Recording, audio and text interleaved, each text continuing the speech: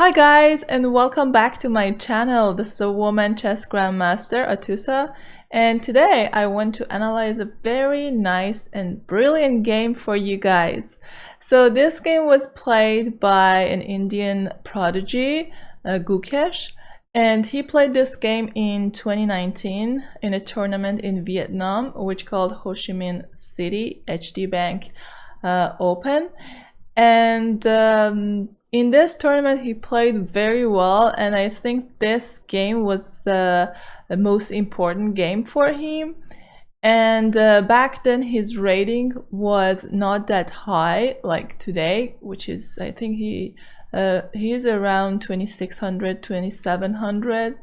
But anyway, he was just 12 years old at the time. This game is really interesting, and you will see that in this game we have 4 queens on the board.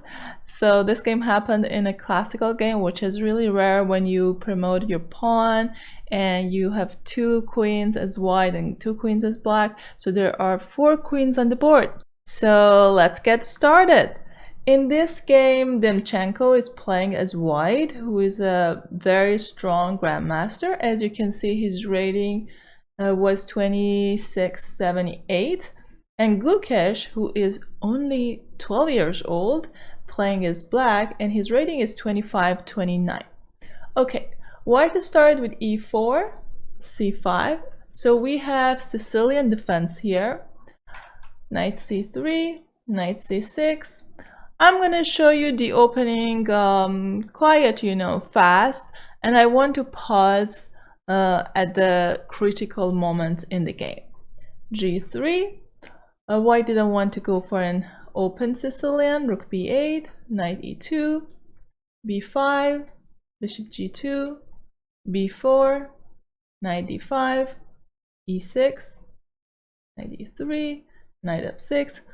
So we have kind of a rare situation in Sicilian defense, but both players are trying to develop their pieces and castle as soon as possible. So white castled here, bishop e7, a3, b3. b3 here is an interesting move. So basically black wants to sacrifice the pawn on b3 in order to destroy white's pawn structure. And I would say this is kind of like a positional sacrifice. This is very important, that sometimes in chess we can't take our pieces back immediately, so we just sacrifice the pawn or an exchange in order to get a long-term initiative or pieces activity and such advantages.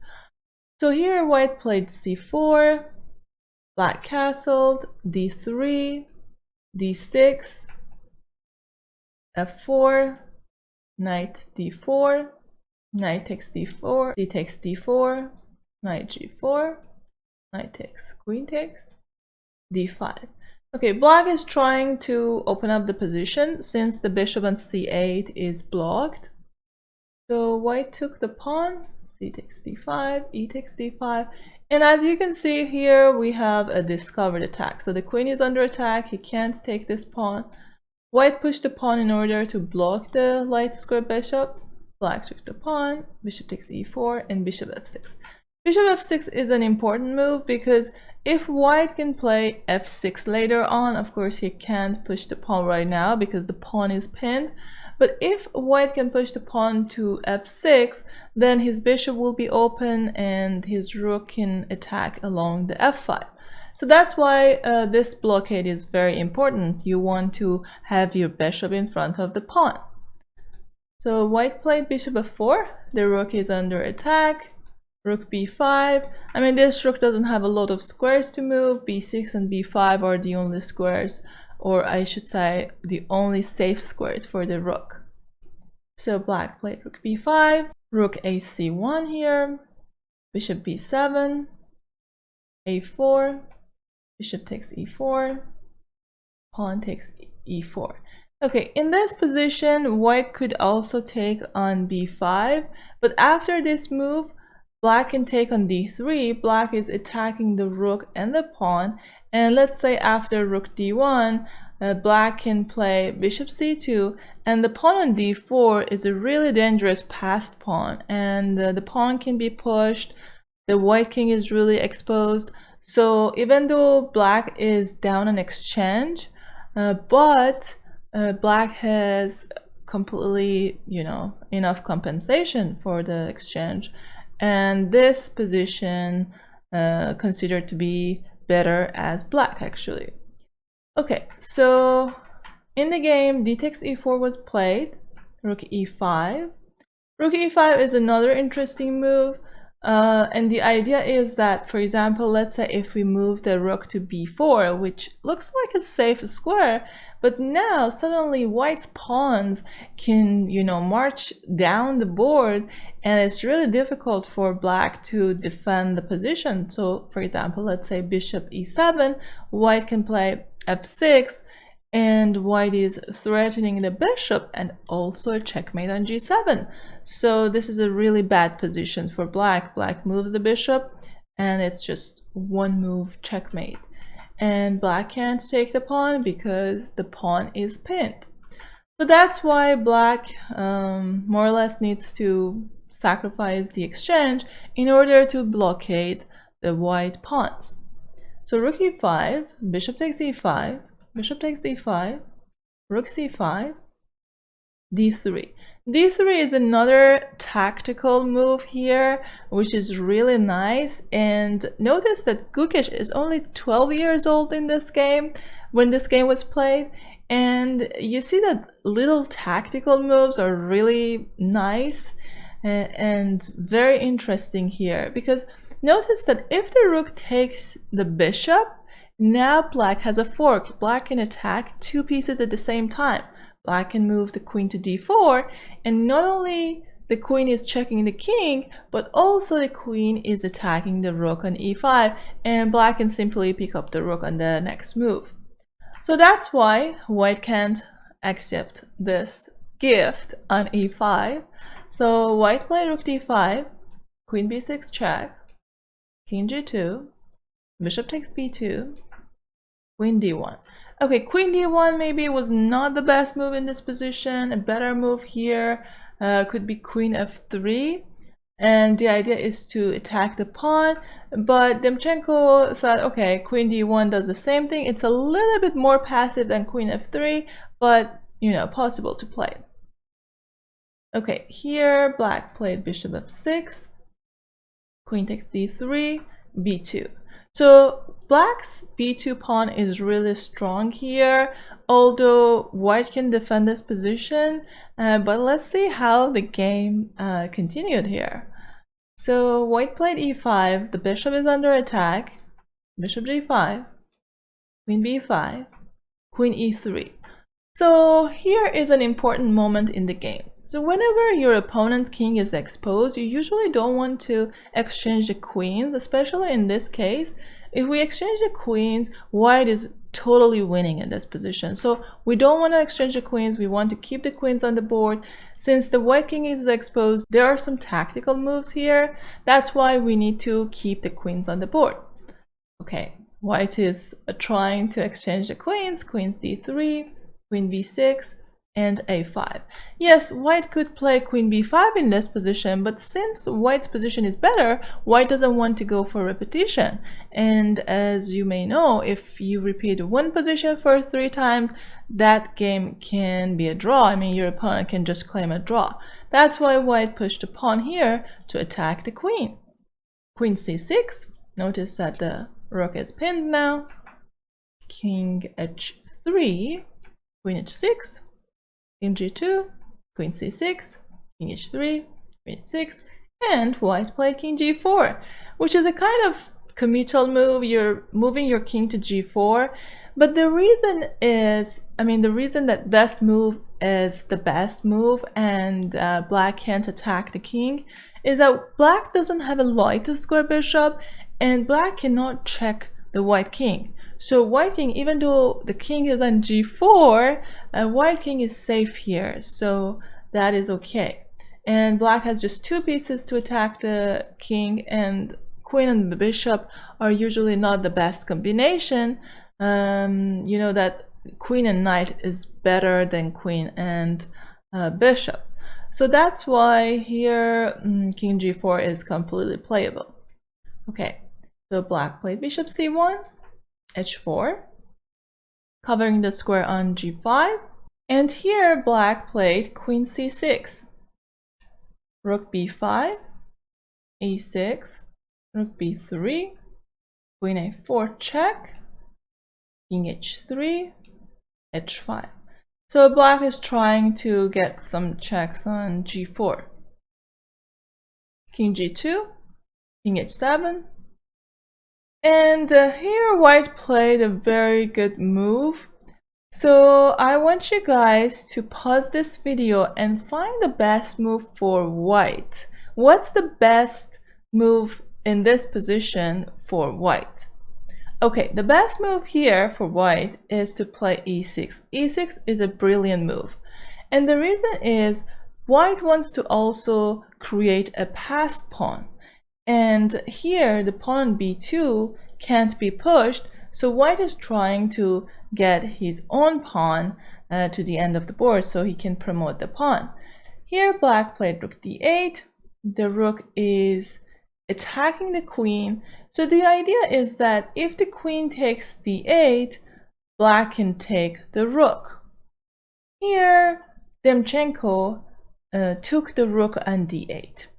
Even though queen takes d8 is possible, you can take the rook on d8 and maintain your advantage, but actually a move like queen f3 is much easier to win. Why? Because now we are attacking this pawn with check, we're protecting a rook, and let's say if pawn takes, we take here, and we have a lot of ways to continue here. Queen f5 is there, e7 is there, so this position is much easier for white to play. But in the game, white took the rook on d8, queen takes b3, and white pushed the pawn to e7. So this is a very interesting position. So this is a critical moment of the game. Black can queen, white can queen as well. And imagine that this is a classical game. This is not a rapid chess or blitz games where, yes, you can find such positions in blitz games or rapid games. But here, it's really interesting that you got this position in a classical game. Okay, so here, black checked on b7, and here white made a mistake.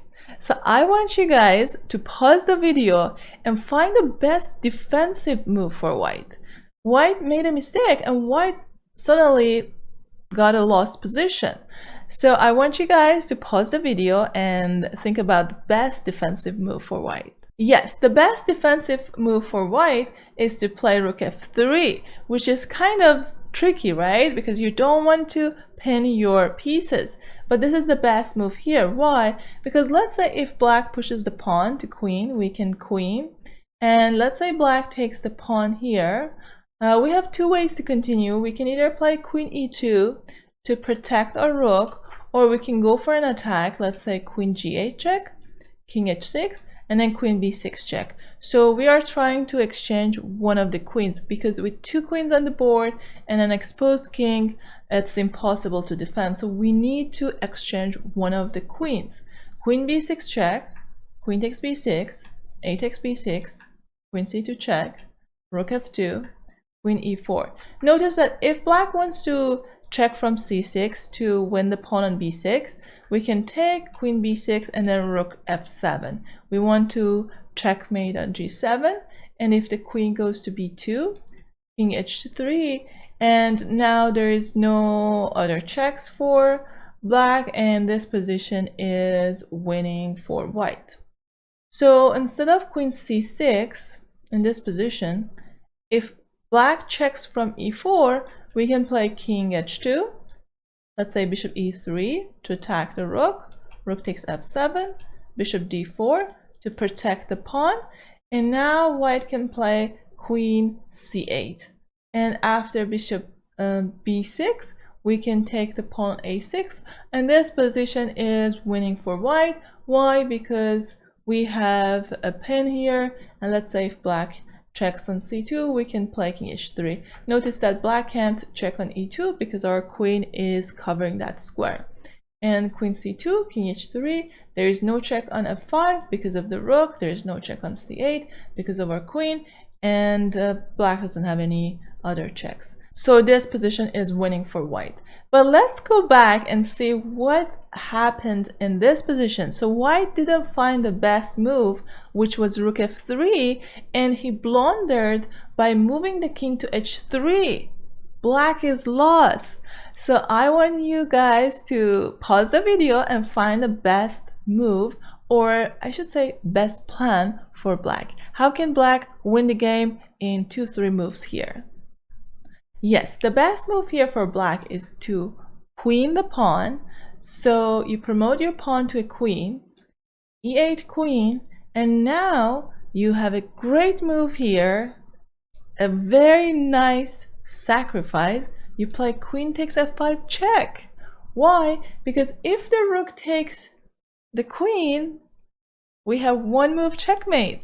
Queen h1 checkmate, and the king is trapped. The king can't move anywhere. So this is a beautiful checkmate. White has two queens on the board, but they can't do anything in this position. So you check on f5. In the game, white played king h2, and after queen c2, white just resigned, and Gukesh won the game in a beautiful way. Notice that here, if white moves the king to g1, black can checkmate on g2 with either of the queens, so he can go here or here. Both of them are checkmates. Okay, this was a very interesting and instructive game, so I wanted to share with you guys. If you have any suggestions for my next video, please write it in comment section.